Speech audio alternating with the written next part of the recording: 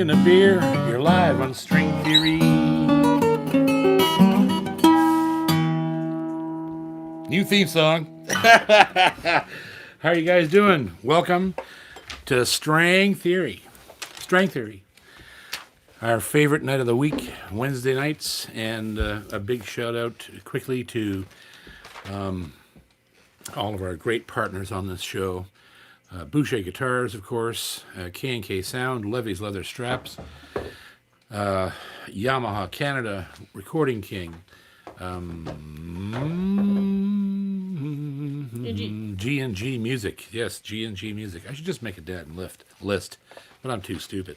G&G Music, Annie Ganesh, Glenn Gotel. Thank you, sir. Gallagher Guitars as well. I'm just going to make a list. I'm going to put it on the wall over there. Maybe make a list. Yes, I'm going to make a list. Make a list? I'm going to make a list. Okay, make a list.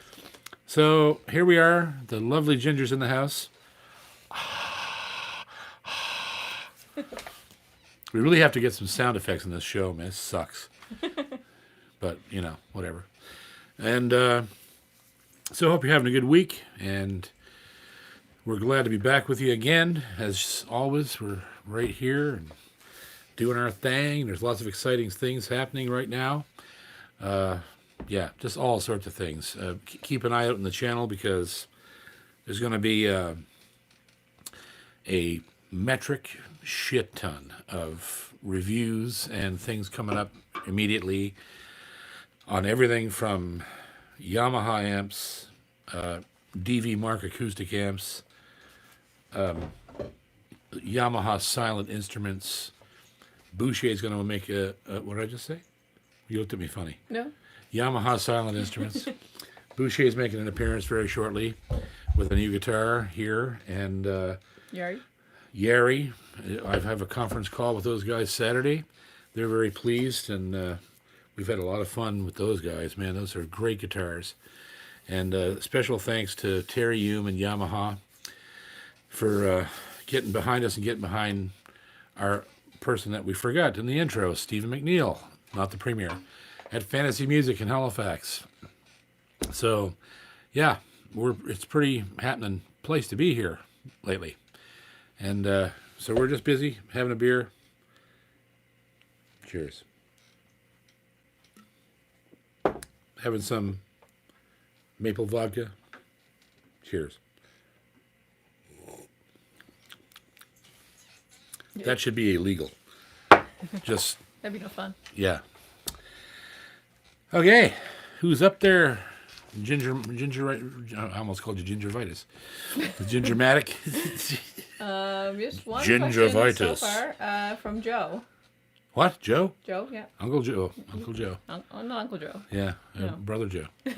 I'm just trying to freak up everybody's bingo cards. What Joe. What do you think of the new Pro Capo? The new what? Pro Capo. I don't know what you mean. Who who builds it, Joe? There has to be a company, unless it's called Pro. I don't know. We'll come back to you, Joe. Tell us who makes it. Who's next? Russell Howe. Russell Howe. Says, got an Eastman mandolin that always gives me feedback in a mic. Play guitar and fiddle through the same mic with no problems. Is this a common thing? Absolutely. The mandolin is the most hateful, bastardly instrument ever designed for feedback. It's possibly worse than a banjo. It has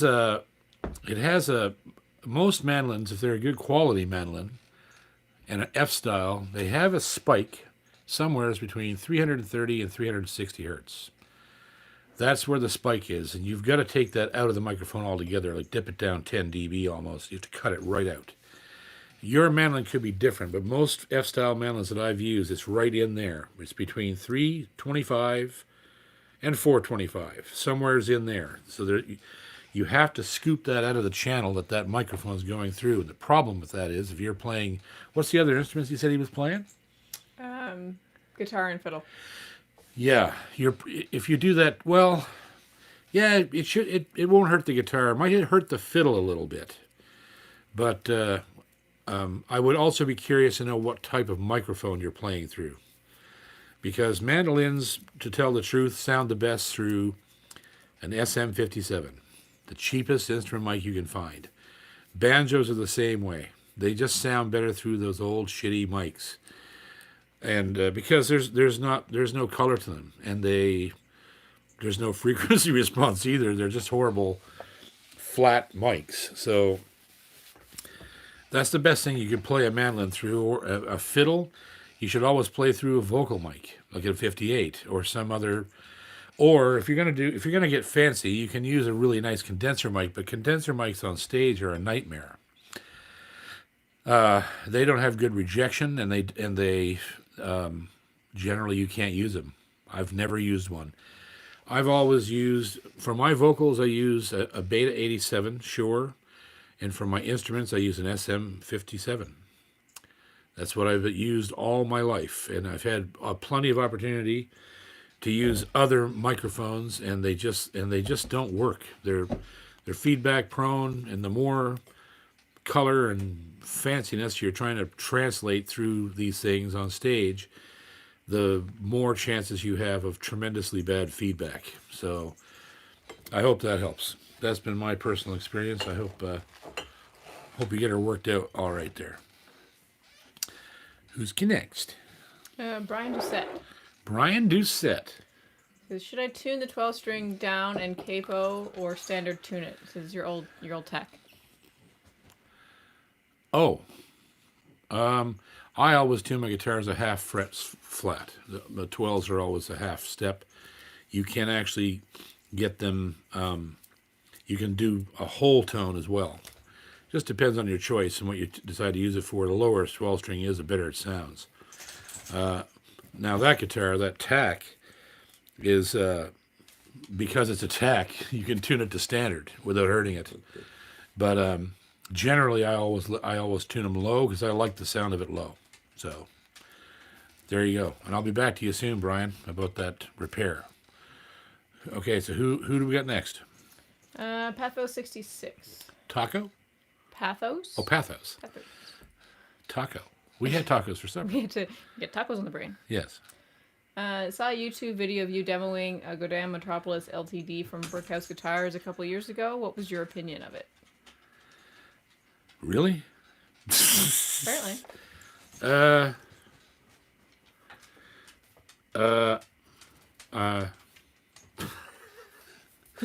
Remember? Blacked out? No, I'm not blacked out. I'm just trying not to say anything mean, but they're not that good. They're just not that good. They're not bad, but they get no volume, none. You're in a room with that thing and you can't hear it, and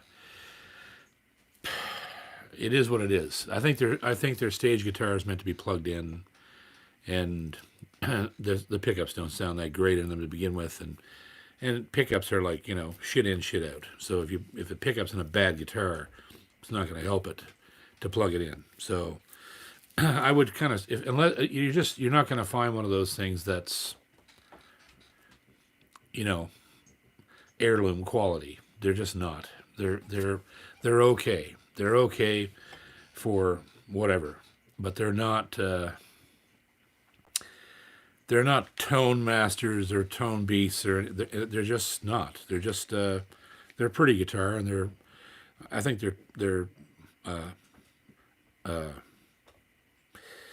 I think they have a lot of endurance. They can live for a long time, but they're nothing to write home about, unfortunately. But sorry, but I have to. It is what it is. Who's next? Caper away. Says, hey, JP and Ginger, best parlor guitar under $1,000. Under $1,000? Mm-hmm. I would have to say it would probably be, in my experience, the Yamaha. They make a parlor guitar. Matter of fact, I just sold mine. I probably shouldn't have, because they're kind of difficult to find sometimes. But if you go to any Long and McQuaid and ask them about the Yamaha parlor, there's several different models of it, and they're all at about $600, I think. And they are incredibly good guitars, like so good. In fact, that when I first bought mine, I was gigging with it live. It comes with a proprietary pickup system in it, and that guitar was just wicked. And I used it here for quite a while as a high string. I strung it as a high string and used it in the studio all the time. And yeah, that would be my pick for something under $1,000. That's the best one you can probably buy. So next, let's see. Eli Patrick Bluegrass. Eli Patrick Bluegrass. Yes. Sweet. Back again. Oh yes. There's so many of you, and now I'm starting to forget your names. He says, Emmett Sullivan was one of the most unique banjo players I've heard. Could you elaborate on his style? Also, on the subject of mics, what are your thoughts on the AKG C535? Well, as for the microphone, I don't know about it. I'm not even sure if I've ever used one. I probably have, but I wouldn't know. I don't pay attention to those sort of things. As for Emmett's banjo style, Emmett had a way, it was his right hand. Well, it was his left hand too, but it was his right hand that... You want a banjo? No.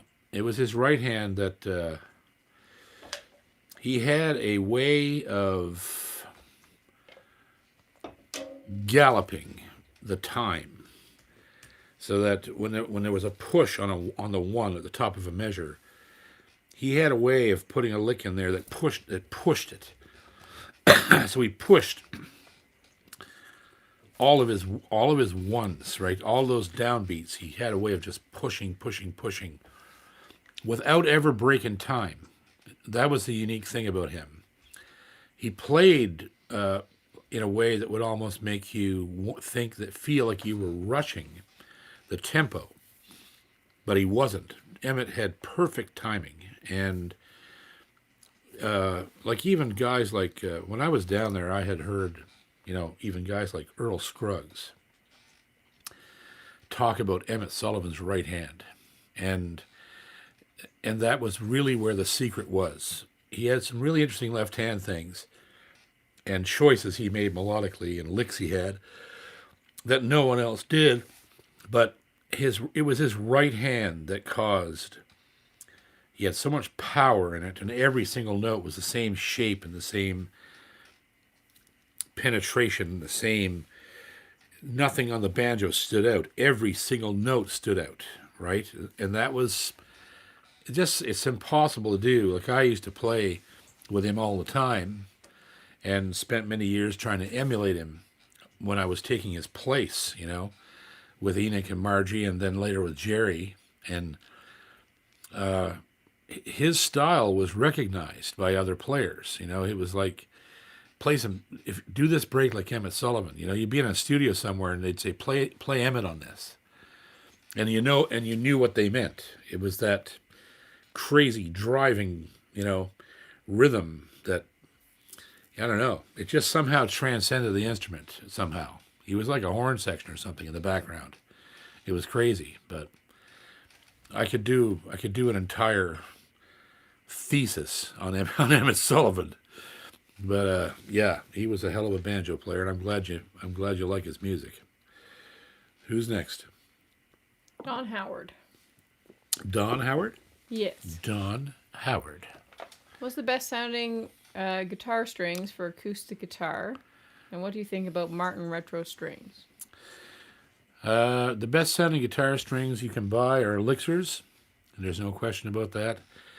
And I'm sorry if people disagree with me, but there's just no way to replace a string that sounds fantastic and sounds that way until you take them off. Like, I put a set of Elixirs on a guitar and get 6 shows, and they're still just as alive at the end of 6 shows as they were when I put them on, and that's the key. It's fine that and Martin strings, I wouldn't use Martin strings on a bet. They're absolute garbage. Tell us how you really feel. Yeah, well, I'm sorry, they just are. I've used them. I've used every string on the market, And Martins they last about a half a set with me. And the point is, you can go ahead and put perhaps better quality strings on your guitar. Like I believe that GHS is one of the best strings on the market, if they even make them anymore. I hope they do. And of course, Diodarios are pretty well peerless. But you put them on your guitar and they sound great. John Pierce is another great string, incredibly good string. But you put them on the guitar, they don't sound that good that long. That's the problem, right? They might outplay the Elixir, but they only do it for an hour or a half an hour. And then your strings are dying. Meanwhile, the Elixirs start out at that 85%, of perfect tone and whatever, and they stay there forever. So it's sort of a no-brainer. If you want your guitar to sound really, and another thing is it's completely subjective, right? Guitar strings are subjective. Your guitar might not like Elixirs, or I've never seen a guitar that didn't, but it might not want them. And the guitar might sound better with a Martin string or a Dean Markley or a GHS or a Dragon Skin or a DR or any of these other companies. Your guitar, you might find a string that really works well, but you're never going to get the longevity out of those strings that you will Elixirs. And that's a fact. There's just no way around that. I've tried them all. There's just nothing like Elixirs, and I won't ever use anything else besides Elixirs, because to me, they sound better than anything, and they stay that way the longest. So there you go. That's my take. Just my old crotchety, beer-soaked T-shirt wearing bastard idea.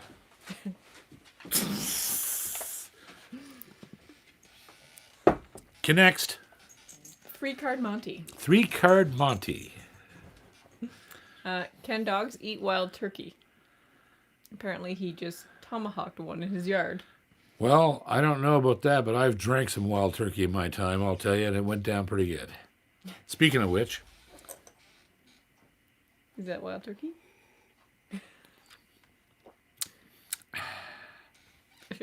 Maple vodka. The goddamn yes.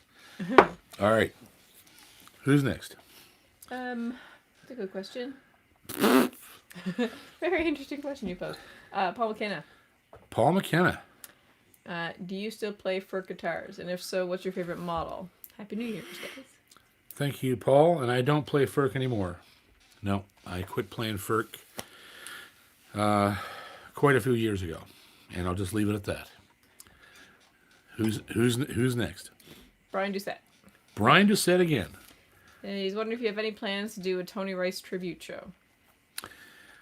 I don't think so. I think if there was something that someone else was putting on that I was asked to be a part of, I would do it.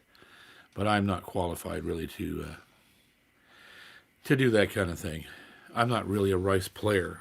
I mean, I can play Rice. I can play his licks, but there'll never be another Rice. There'll never be another Tony Rice.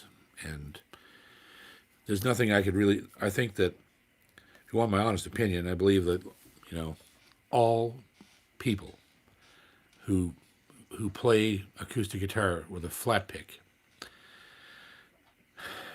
tribute Tony Rice every time they pick up their instrument. So, I mean, what more tribute could you possibly have of the millions of people that he influenced? And so yeah, I won't be doing anything specific, but I would be proud if someone asked me to be a part of something that was being organized. I would definitely not say no. So there you go. Here's a Tony. I'm still in a bit of mourning over Tony. I'm still watching his videos every night before bed. All right, who's next? Steve McIntyre. Stevie McIntyre. Do you cringe when you get a ding on an instrument, or are you more of an every Nick tells a story kind of guy? Look, buddy, I'll tell you, and I just had this conversation with somebody just a couple of days ago, but I'll tell you, one of the world's most renowned luthiers, Grit Laskin. This guy has virtually won the Nobel Prize for guitar building. There is such a thing. There's a big prize out of Europe that they give to a luthier every year. He won it, and he's one of the most renowned builders in the world ever. And he looked at me one day. I said, I don't know if he wanted to build me a guitar, and it was, at the time, was probably going to look at, $6,000-7,000. This was 25 years ago. It was a lot of money. And I said, listen, as bad as I want Alaskan, I can't do it because I would be terrified to take this guitar out on the road. And he looked at me really funny. He said, why? And he looked almost hurt. He was like, what do you mean? Why wouldn't you take my guitar on the road? And I was like, because if something happened to it, I mean, holy shit, if you put a dent in it or dropped or fell over or whatever, I would never be able to live with myself, And he looked at me, he said, I'm going to tell you a story. I said, okay. And, Grit's a tiny little Jewish man, he's a very, wise-looking character, right? And he got the long beard, and he looked at me and he said, I sold a guitar to a guy who custom ordered. All of his guitars are custom ordered. You can't buy them in the stores. So he said, I sold this custom order to a customer, and he brought the guitar back 2 years later for, basically servicing, like regularly scheduled maintenance, which would be whatever, clean the fretboard, dress the frets, check it over, blah, blah, blah. So he brings the guitar in, and he says, I open the case, and the guitar is absolutely pristine.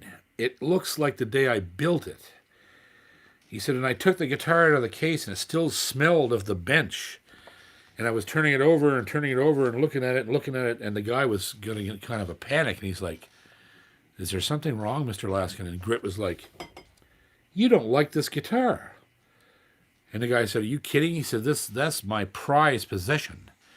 And Grit looked at him and said, if you liked my guitar, it would look like you liked my guitar.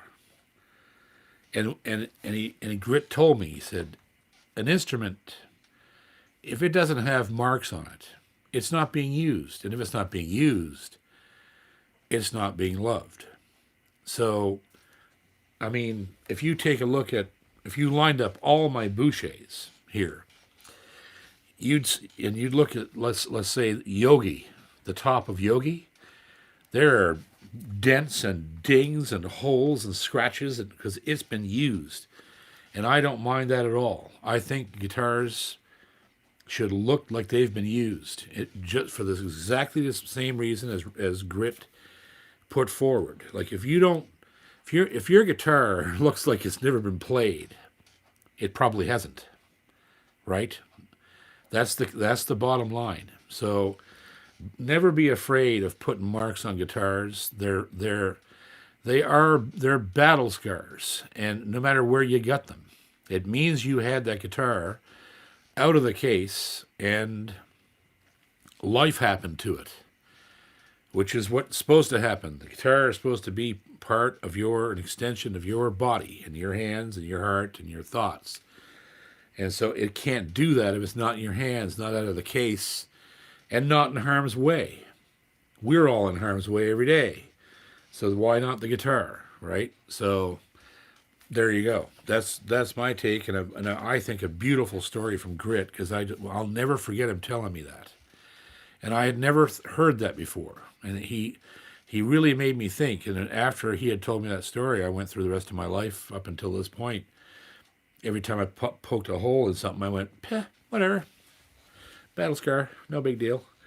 And it's not. And I've taken guitars back to Robin. that needed a thing here and there, and he looked at it. You're having fun with this one? I said, yeah. Like, he's the same way. Robin is like, if I brought those guitars back and there was no marks on them, he'd be really upset.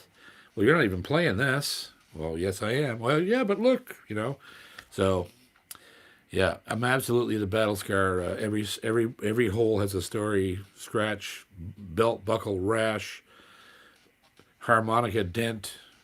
Guy threw a harmonica at my brother Joe one night and put a hole right through the top of the guitar at a party when I was like about 7 years old. I'll never forget that.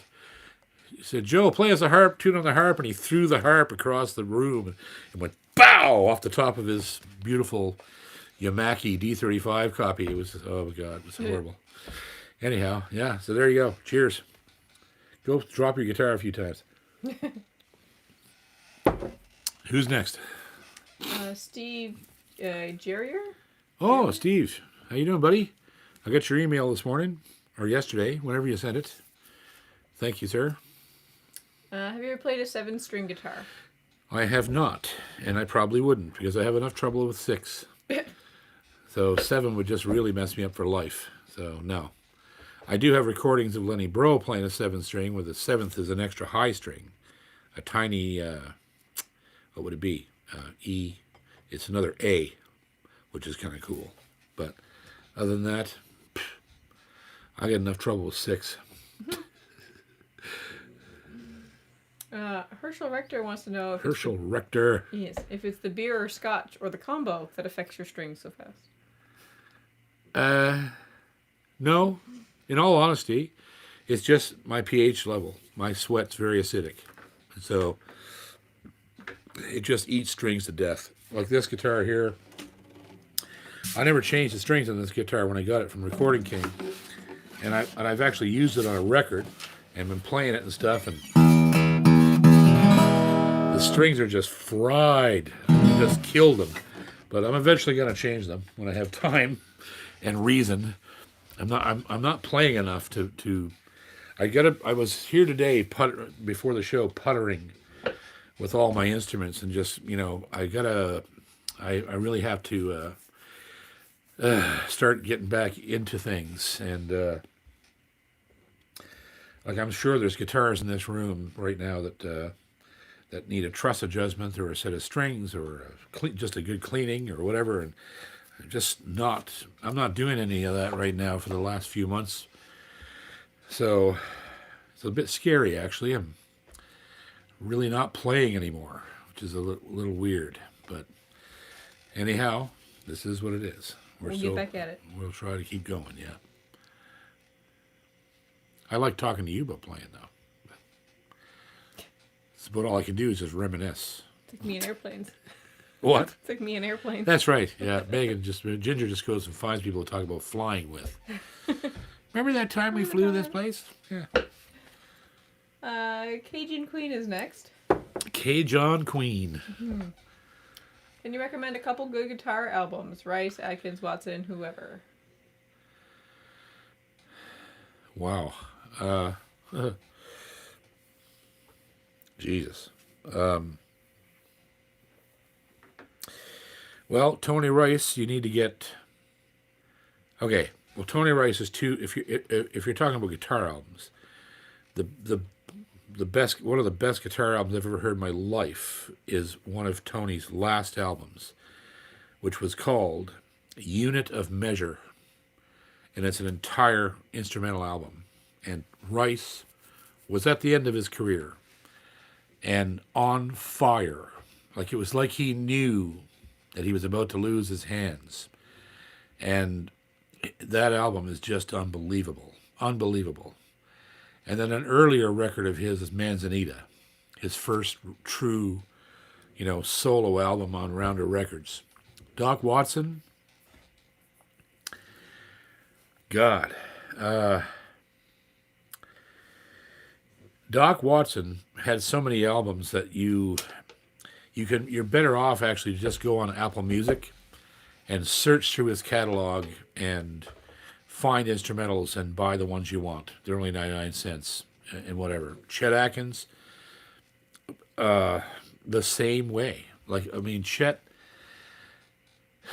God, he had 230 albums. So the same thing. I would just go through Apple Music, and they have the best selection of everybody. Go in there and just browse through tunes and listen. They let you hear it before you buy it, or use Spotify or whatever. Find the tunes you like, make a list, go buy them. They're $1 a piece or 99. Sometimes you can get a whole album for $9 or $9. And so yeah, I mean that's what I would do. So yeah, it's hard. Tony's easier because he had less albums, but Doc and Chet, holy crap, like they just had I mean, like I said, Chet had 238 or 36 albums in his lifetime, and Doc had about 40 or 50 that he worked on. Like, it's crazy. But anyhow, yeah, that's how I do it. When I want to find new music, I just go look on Apple Music. Just enter an artist and start, sampling tunes. Do I like that one? Like that one? Like that one? Whatever. And just buy them. Or if you belong to Apple Music, they're free. It's $10 a month or whatever it is, $6-7 a month. I love Apple Music. It's awesome. So, who's next?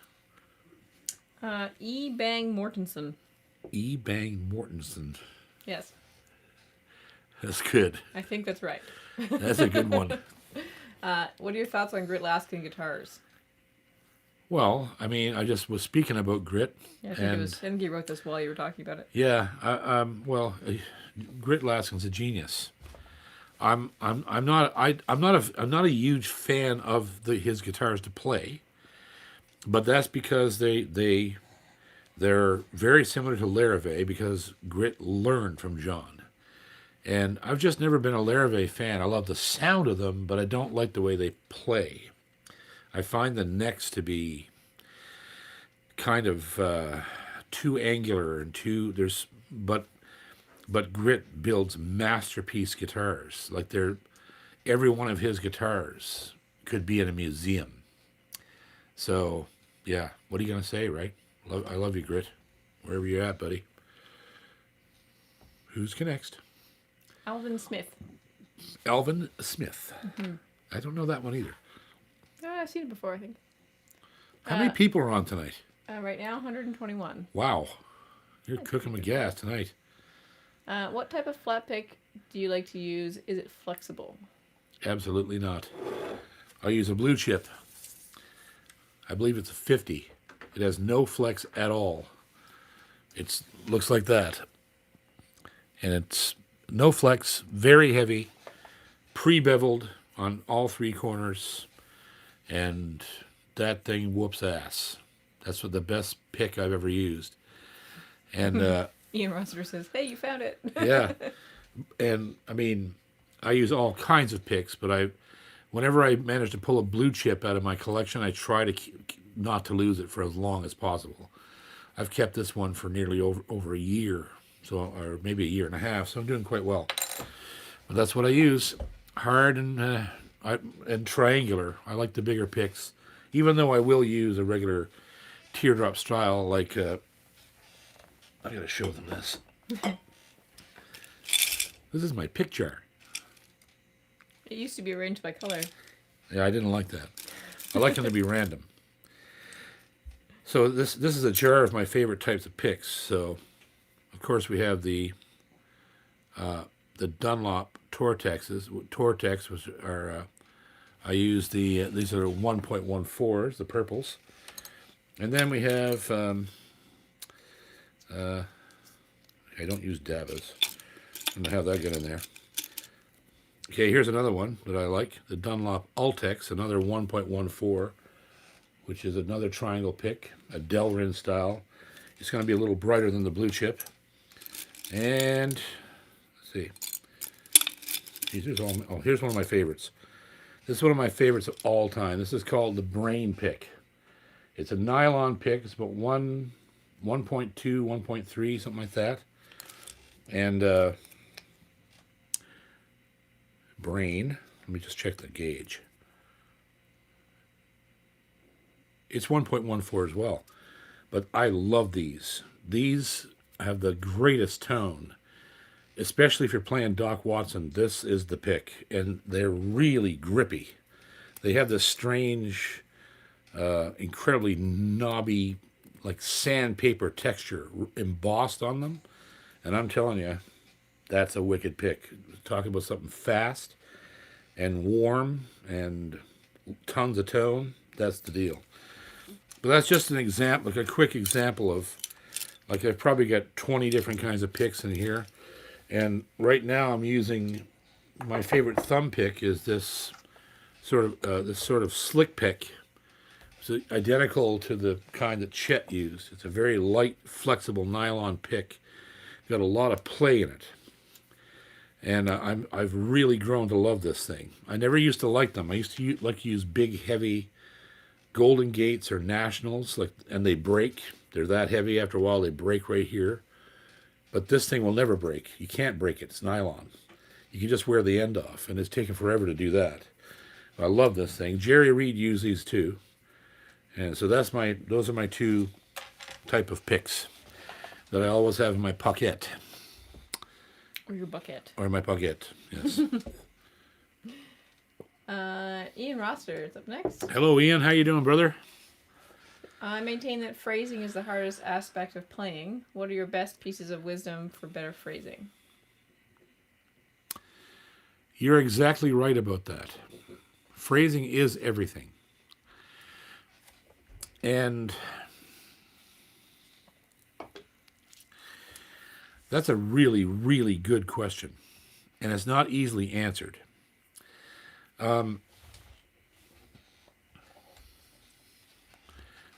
I'll give you an example. When Doc Watson played Billy in the Low Ground, he did a little ad lib thing.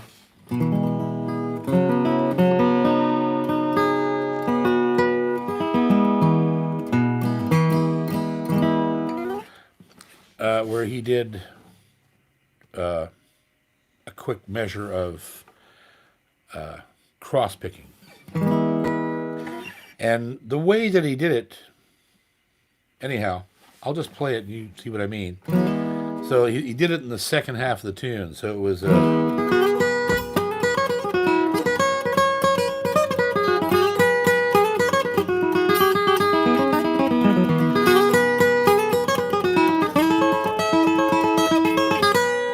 that right there. Now, it's hard enough to do that, right? To do that cross-picking so cleanly at high speeds. But the way, and I do it exactly the way Doc did it, but I don't sound like Doc. And the reason I don't sound like Doc is Doc had his own phrasing. It was weird. It almost seemed like he had his emphasis on the wrong syllables. You know, like he had an emphasis on things that were not where your brain wants them to be. And when you hear him do that stuff, it's just like, whoa, that I hear all the notes.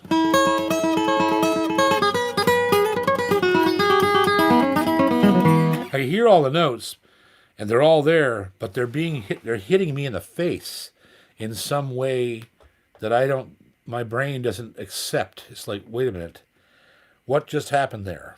I know I heard that, but it didn't come into my brain the way I expected it to, and that's all phrasing. It's the way it isn't just phrasing either. It's delivery, right? The way you decide, because dynamics are part of phrasing. If you can play, you know, the loud part quiet and the quiet part loud, and decide which one of those things it is at the moment, mixed with the perfect tempo and perfect drive just ahead of the beat or just behind the beat, because things are never interesting on the beat. They're not. It's when people play outside the envelope is when you notice that their phrasing is awesome. It's like, wait a minute, whoa. Did you hear him do that? And it wasn't like cookie cutter soldiers all in a row. Set your watch by the eighth notes, right? That's the magic of phrasing and delivery. And you can spend a lifetime, learning about it and playing it and emulating other players. And eventually, like if you last as long as I did and play 45 years, you'll get your own. I have my own. I notice it all the time when I'm recording with people. I play things, but I'm only standing on the shoulders of people like Chet, Django Reinhardt, Doc, Tony, Dan Crary, Tim Eady, like is a master of phrasing, right? Like I'm only standing on those shoulders and just taking the best of all possible worlds and mixing it in my own personal bowl, right? It's a recipe you make yourself out of all the things that you know. So, yeah, that is a wicked good question. And it's something that we could spend an entire hour on, really, just talking about different players and why their phrasing was such an important part of their music. And I mean, take Rice, for example. Holy dying God. That guy had such a command of time. It was almost as if he could bend it. Like it really was. It was like he was stopping and slowing actual time while he was playing. Because I've been watching him now for days and just reminiscing, and thinking about him. And sometimes he takes a solo and you go, wait a second, he's about to lose it. He's so far out ahead of the band, he must not hear them. But then all of a sudden, they don't rush to meet him. He does something that manipulates the timeline and puts him right back on the beat. And it's completely purposeful. I've watched him do it, and you just don't understand how he thought that way. And he credited Clarence White with this. He said that Clarence White had the greatest phrasing and timing of any flat pick guitar player in the world. And I think Tony's full of shit. I don't think Clarence White even came close to what Rice did. And, he did some things that were kind of cool, but Tony Rice seemed to have some kind of time machine in his pocket. He really did. He was just supernatural about the way he phrased things. And all those great players, Doc Watson, Django Reinhardt, Chet Atkins, and I'm probably missing a bunch of them. Crary was a great phraser, where he had a... Dan Crary is like watching the ocean crash on the shore. You see the wave coming, and there's a crescendo, and then he brings it in for the landing, right? Like that was Crary's style of making this huge flourish, and then then bringing it right back down to the melody and back down to whatever. Tony Rice was like watching a guy, like, I don't know. I don't even know. I can't compare it to anything. So, yeah, that is a tremendously good question. And I hope that all the guitar players that watch this show take this little tiny conversation I've had to heart, because, man, you can make $1 million without being some great technician and just play for feel. You know what I mean? Play for accuracy and feel, which in turn is groove and phrasing, right? You don't have to be some giant flash lightning bolt. Every time you play, lightning shoots out of your arse. That's not necessary. You need to look at Willie Nelson, the god of phrasing, not only as a singer, but as a guitar player. If you ever listen to his solos on records, it'll blow your mind.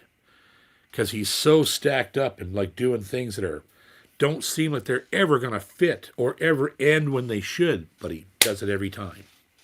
And that's the secret, right? He doesn't play flash. He plays all phrasing. All phrasing. And to me, I would cite Willie Nelson as one of the best guitar players I've ever heard because of that. So, there you go. That was a wicked good question. Dandy good.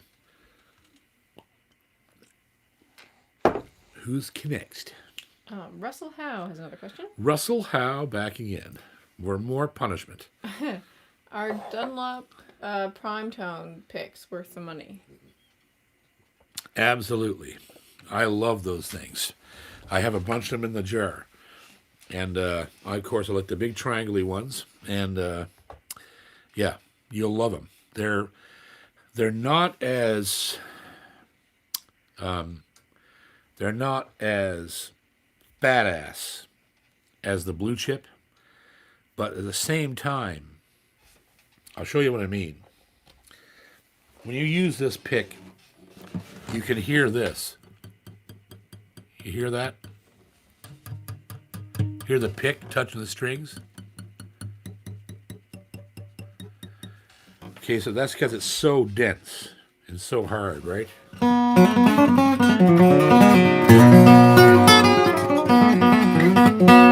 It has this weird high-end snap like tortoiseshell, right? But the prime tones deliver the same speed and tone, but somehow they don't have that annoying, that thing. To me, is annoying after a while. It's like, damn it, I can hear my pick all the time. But with that in mind, you could hear Rice's pick all the time. And he used real tortoise that he made himself, right? So, yeah, the prime tones, I think I might, after a little while of getting off the blue chip for a bit and use the prime tone, might actually like the prime tones better because they have slightly less top end in them. So, yes, sir, they're definitely worth the money. I'd buy a bunch of those things. I love them. I buy them every time I see them, just in case they stop making them. Because they always stop making good shit. I don't know why. Anyhow, they only made one of me. And Ginger hits me with a brick. Okay, there you go. Scott McCone. Scotty McCone. I hope you're enjoying your amp. I was into fantasy music there yesterday, and Steve said he took a picture of you holding it and all that stuff. I don't know if he was talking about the amp or not, but whatever. Yeah, so yes, sir. What are you doing, buddy? Have you ever written or conceived of a song in a dream? Oh, God, yes. Oh, yeah, many of them. I wrote How Will I Be Saved out of a dream, literally out of a dream state. I woke right up at the edge of the bed, wrote the whole song down. The whole song. Lyrics, melody was in my head, everything done. I also wrote there's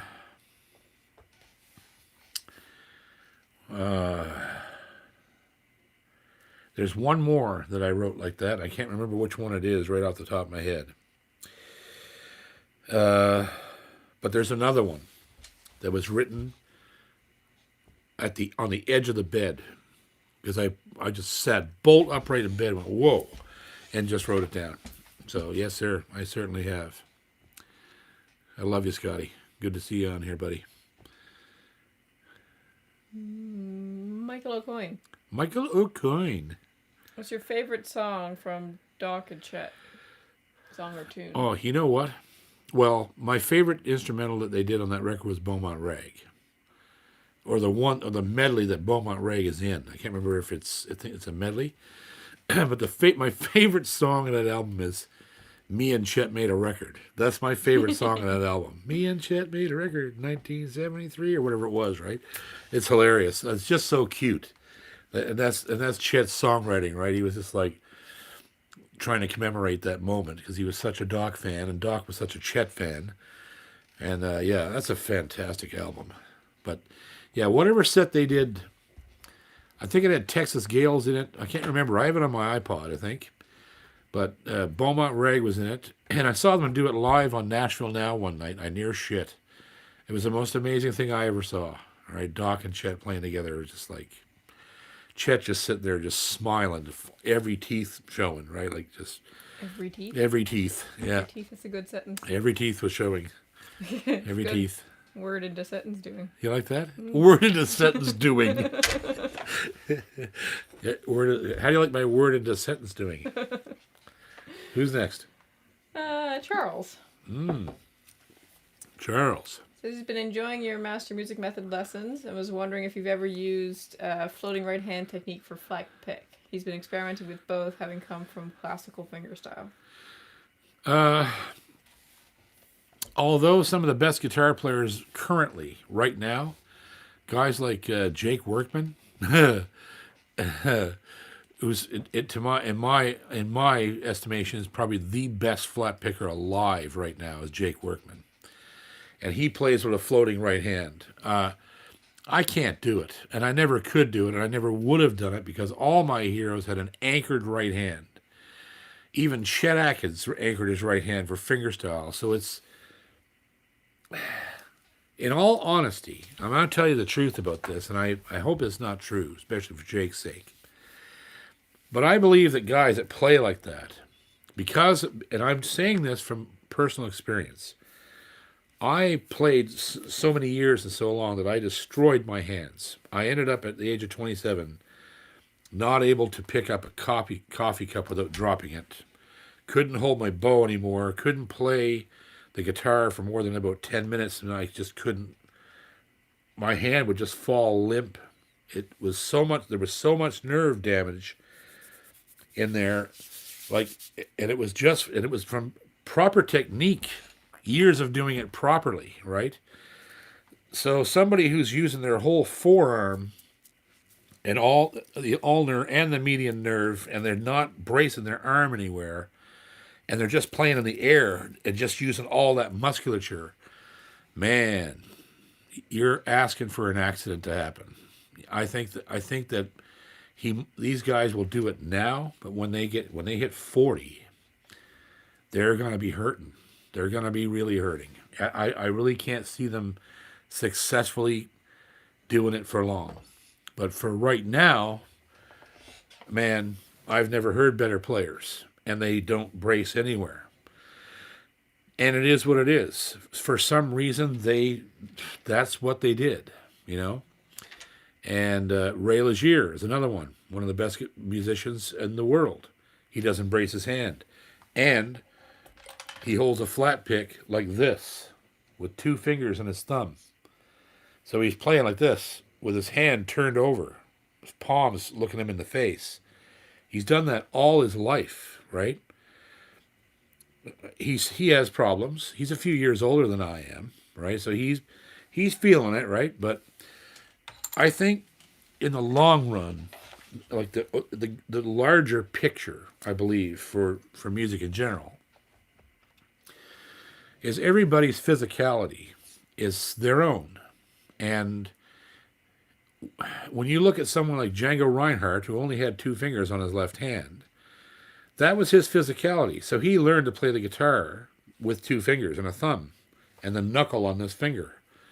And he was the greatest guitar player that ever lived. But he had to deal with that, right? So what is the proper way to do something? Really, seriously. There's only like telling somebody this is the way to get it done now, right? Brace your hand, know your limitations of the hand, keep your hand close to the strings, keep your fingers close to the strings. Like all these tips and all these ways that can get you playing immediately and playing well with good tone and good control. But at some point in time, if your brain's like, I really want to flop this hand out here with nothing, and it works, then go for it. But I wouldn't, if I was you, I wouldn't start out that way. Seriously, you're going to burn a lot of muscular energy and a lot of energy in general for no reason. You need to, I start all my students out with control. Control of the hand, not using the whole arm. Don't play from your neck, right? You play down the arm in the front of the arm, and you just use the wrist and turn the hands, right? You don't have to do this and all of that. You can play like this, right? The less energy, the better. And that's the last thing I'll say about the freehand style is that one of the reasons I love Doc Watson was because of his economy of movement. He didn't move at all. Even when he played on stage, the man was like a statue. And he used so little effort and expended so little energy to get what he was doing. With all this tone and volume and speed and just clear. And he was just barely moving and just using his hand. And that told me something, because I watched him play up until he was 87 or 88 years old, or whenever he passed away. Like, I saw him a couple of years just before he died. I shook his hand and talked to him that day. I'd met him many times, but that he played at that time in his life as well as he did when he was 40. And why is that? Because he didn't burn himself out. That's why. He didn't burn his hands out, he used good technique, always up and down, never fought his own body. And you look at Rice destroyed himself by playing so weird with his right hand. He had a bizarre right hand. His left hand was fine at the end, but his right hand couldn't keep up with the left anymore. And that's because he burnt his arm out. He had a very, I don't know how to describe it. He had a very unorthodox right hand. And that's one of the reasons that I never followed him down the rabbit hole when I was a kid. Because I looked at his right hand and went, whoa, that's not Doc or Crary or any of these guys. He seems to be wasting a lot of energy, right? And he was, but he had it concentrated. But it took its toll. After 30 years, his arm blew out. It's sad, super sad that he couldn't play, the last 10 years of his life. But I think it's all avoidable if you just use the right technique, early on as you can. We got one more question, and then we're going to have the prize. There's a lot of exciting things going on with the prizes, by the way, too. So, Ian Ruster has a super chat comment. Yes, Ian. He says, I find holding a super donaire with a mandolin capo while putting a sound hole humidifier in really helps. Yes. Yes, and the donaire sauce will actually lubricate right through your skin into your joints if you use enough. And if you eat all the donaire, the grease also comes right down on the fingers. So, all right. So, here we go with our question for the week. These trivia questions now have got some pretty damn cool prizes behind them. Again, we'll have two winners. The first two people answer correctly. We will have a fantasy pack winner. Anybody who the first person to come in there, or we won't say who yet. We'll just tell you what the packages are. Fantasy. Now I'm going to tell you about fantasy. They're on fire right now. A free car. A free car. So, I'm just going to give you an idea of what's sitting down in the fantasy music store right now. They have a Martin D28 Clarence White, which was mine, 15 years old, number 76 of 125. That guitar is worth a small fortune. They have Yeris, like Yeris, from the shop in. Now I'm having a brain fart. From the custom shop in Japan. They have a DYM 70SB. They have 1, 2, 3 Bouchers, SG 42, 41, and 52. They have an LL16 Yamaha 12-string, an LS16, small body 16. They have a Yamaha A3R. It's a beautiful guitar. They have Alvarez. They have Dreadnought guitars from Alvarez that are the beautiful tobacco sunburst mahogany style, beautiful guitars. There's 3 or 4 of them down there. And they're also just starting to sell DV Mark guitar amps, not bass amps. We all know about the Mark bass amps, as they are friggin' brilliant. I know bass players all over the world that use these things, but they just came out with acoustic amps, and I played through one yesterday, and it floored me. And I'm a Fishman pig. I've never used anything but Fishman loud boxes my whole career, just about. And but this thing, the DV Mark 150 watt 1x10 acoustic combo amplifier, It's an AC101H is the model number. If you got to go see this thing, it's killer. Fantasy is doing also, if it's in store only, if you go into the store, and excluding Boucher's, if you're not buying a Boucher, if you spend over $100 in that store, the taxes are in. So that's a good thing to have. And so Fantasy, you're going to get a $25 gift certificate if you get this question right. And you're going to be put in the draw there for, after, I think we're going to do 4 or 5 weeks of this, there's an 800 series Yamaha coming in there. They're beautiful guitars. That's going to be a prize. We're going to draw out of however many names we collect, 10 to 12 of them, and that person's going to win that guitar. But this week, you're going to, for your Fantasy prize pack, you're going to get a $25 gift certificate. You can go in there, and I think he throw you a free string winder and a set of strings, like whatever. He just wants you to come in and check out the place, and it's worth it doing it too. And then our buddy up in Antigonish, Glenn Gotel, same difference. He's got a large number of Bouchers up there that are going fast. There's been 2 sold in the last couple of days. So it's a great place to see Bouchers, Lakewood, Martin, and need beer. Up at Glenn's, if you win, your G&G package will be a nice Levy's custom strap with string theory or G&G stamped on it. I'm not sure if we have those in, but there's one or the other up there. And Glenn usually gives some really cool, I haven't talked to him today, but I'm assuming he's still doing things like $25 off or $50, whatever it might be, off of Recording Kings, and discounts off of Boucher as well. He gives good either discount on Boucher or puts a free pickup system in them. So that's really cool. So there you go. So the question is, I could be wrong about this, but I'm pretty sure there's only one distillery in Nova Scotia that makes maple vodka. What's the name of the distillery? They're in Pictou County.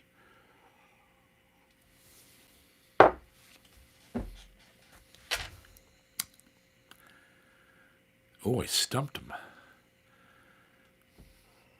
They've become quite famous. They've won a bunch of medals over the last couple of years now since they've been here. There, we got it. Who is it?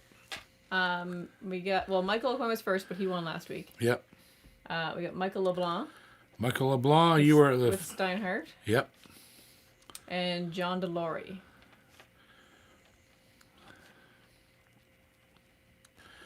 All right, Michael LeBlanc and John DeLory.